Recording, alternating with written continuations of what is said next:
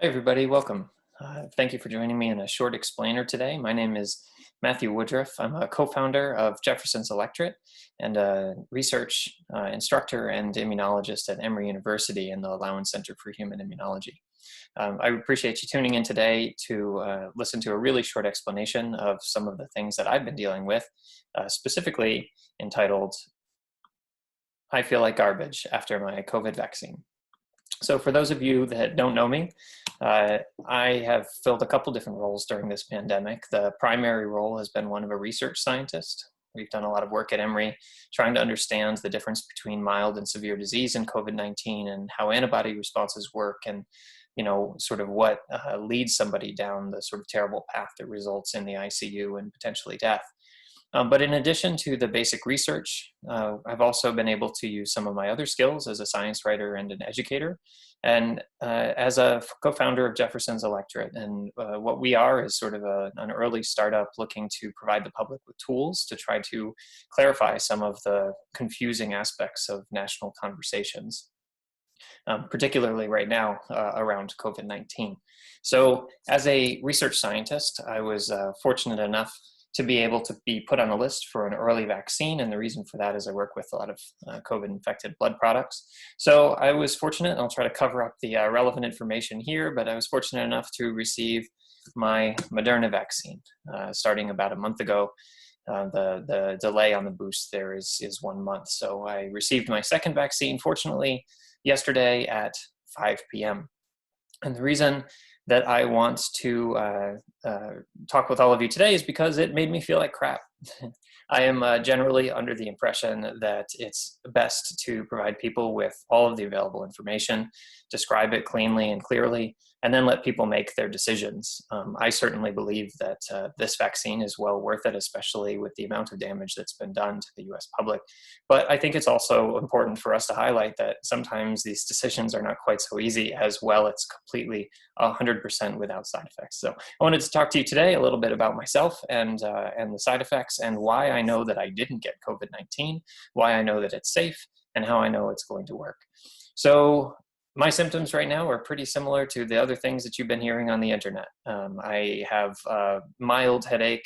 I have some moderate nausea. My muscles are a little bit sore, especially my left arm where I was vaccinated. Some chills that come and go, and recently a 101 fever. So nothing terrible, and certainly there are going to be people that are going to have worse side effects than this, and there are going to be people that have fewer. But certainly side effects that under really any other circumstances, I would consider that I was sick. So the question as an immunologist is, how do I know that I'm not sick? How did I know that the side effects that I'm seeing, even though they make me feel crappy, are not actually COVID-19, not making me ill, and aren't ultimately dangerous? So this is an overview of what happens during an immune response when you get sick or you fall ill and hopefully recover. So here we have a sneezer and a sneezee, both not wearing their masks properly, and the sneezee sort of spews virus onto, the sneezer spews virus onto the sneezee. And what happens pretty quickly is the virus infects their upper airways and sort of slowly embarks on this logarithmic growth within your nose and your upper airways. Now, hopefully, if you're going to recover, that's going to eventually come down. But the reason that it comes down is because your immune system is slowly kicking on. There are different parts of the immune system. The antibody response is one of the last parts really to kick on fully. But because it takes a while for that immune system to kick on, it leaves some space for that virus to replicate. And you'll notice here, I've highlighted in red, this is the time in your illness that you really feel bad. This is if you're infected with COVID-19, the 7 or 9 or 12 days that you really just don't feel good. And this not feeling good is actually the result of two things. One is that you're infected with a virus, and that virus is replicating and it's disrupting tissues. But the other, and less well understood, at least in the public, is that a significant number of those symptoms are actually caused by the immune response itself trying to catch up to the virus. So I've listed some of the common symptoms of COVID-19, including fever, chills, aches, coughing, sneezing, runny nose, loss of taste and smell. And I want to point out that almost all of those, except maybe the loss of taste and smell, as far as we know, really are at least connected with, if not directly caused by the immune system. So for example, when you get a fever or chills, that is a direct response to your immune system becoming activated. So what does a vaccine do? You know, how do we prevent this from happening? How do we get out in front of this? And a vaccine really, at its core, is a sneak peek for your immune system of whatever pathogen you're trying to protect against. So you have a lot of different kinds of cells that make up your immune system, and they all kind of target that pathogen. They collaborate over time, just like in a normal response, and sort of decide that whatever you've just vaccinated is dangerous, and that you need to mount some kind of response. Now, the important thing is obviously you're not going to inject somebody with live virus, you're going to inject something that's safe. But the idea here is that rather than having your immune system slowly catch up when you get affected, you're actually starting at a higher baseline. Your immune system has already been pre-exposed to something that has taught it how to react to that pathogen. And as a result, you almost have an immune memory stored up. So when that virus infects you naturally, you start at a higher baseline. Like I said, you get a bigger overall response, a faster overall response, and the result of that is the viral load drops pretty quickly, and you don't experience the symptoms that you would have experienced otherwise in natural infection.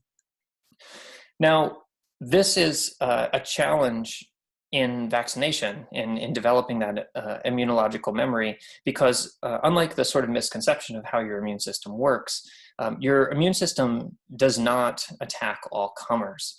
And in fact, it really is designed to do the opposite. Your immune system is really a peacekeeping force. And the reason for that is pretty simple.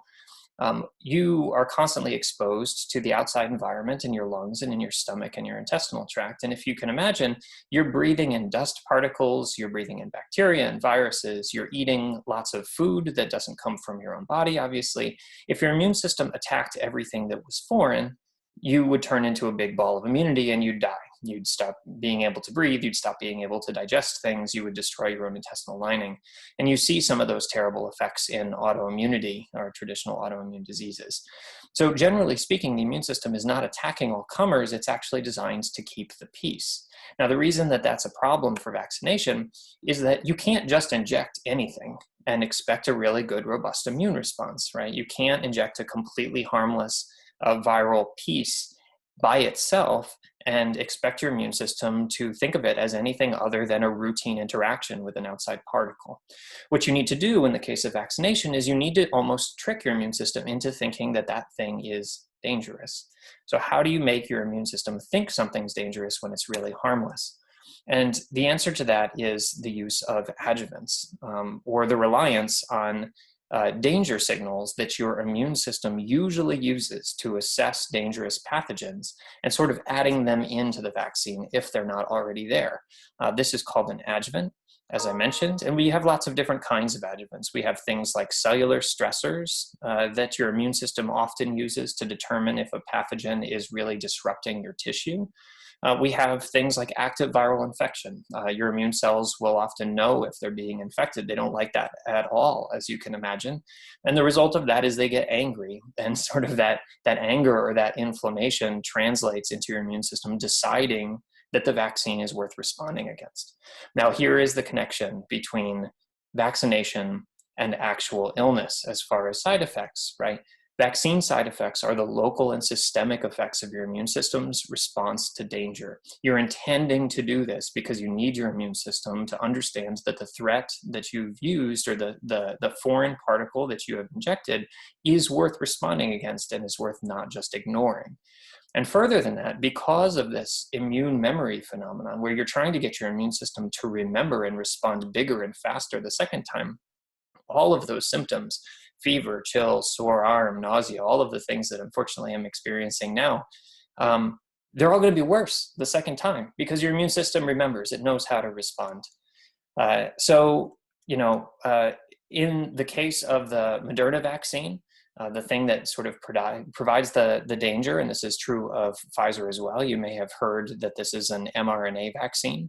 So basically what you're doing is you're taking a small part of that SARS-CoV-2 virus, specifically the part that encodes for this little spike protein here. So you're not injecting any of the actual virus except just the instructions on how to make that spike protein.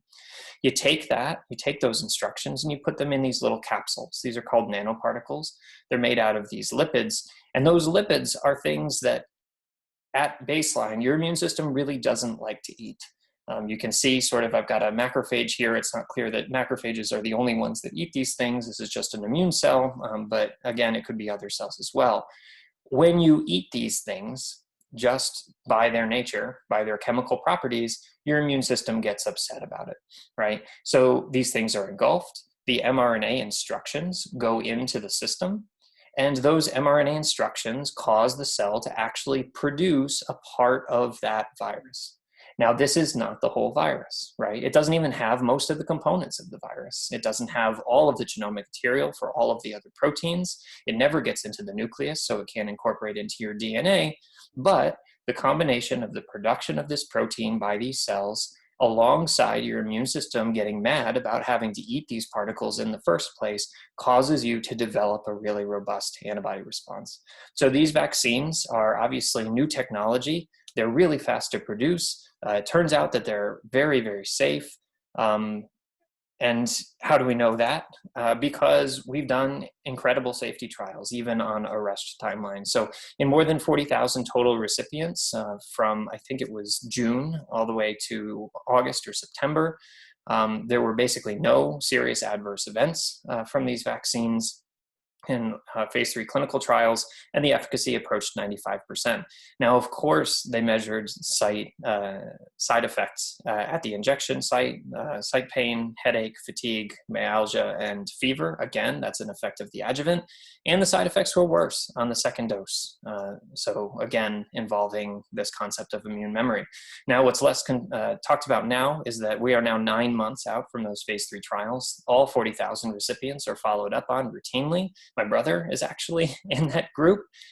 So, we are continuing to monitor the safety of these vaccines. And every month that goes by, we're more and more confident that the long-term effects of these vaccines is going to be minimal. And in addition to that, we've got more than 75 million doses administered in arms all across the country. And I've provided a brief overview of some of the demographics just to point out that, it wasn't fortunately just white males that were vaccinated with these things. They did try to include a good contingency of females, high-risk patients, and people of color in those as well. So with that, I want to thank you for listening. I want to encourage you to get the vaccine. I hope that this has been helpful explaining why you might feel like crap after you get the vaccine. I always try to weigh the sort of short-term effects. You're going to feel bad for a couple days against, unfortunately, a virus that has killed more than 500,000 people in the United States. So if you'd like to learn more, please visit us at jeffersonselectorate.com/COVID-19. We have a lot of free tools to distribute, including single-page explainers, some republished articles that we've worked on, and some explainer videos like this one. So thank you very much, and I'm going to go back to bed. Take care.